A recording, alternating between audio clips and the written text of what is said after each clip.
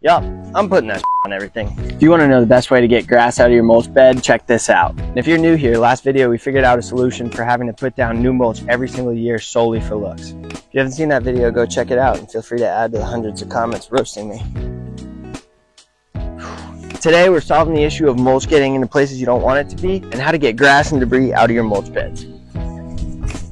These products are made to be sprayed in your garden near your plants and your animals. They're non-toxic, water-based, biodegradable, and have been made from natural ingredients for decades. Well, a lot of you guys guessed it. Today we're trying out mulch glue.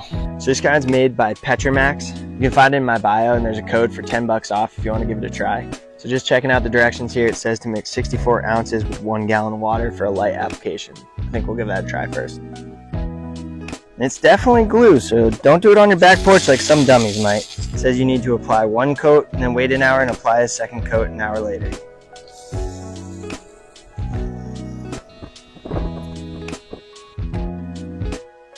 This is definitely a spot I want to hit. 2 hours later. The stuff I do for y'all.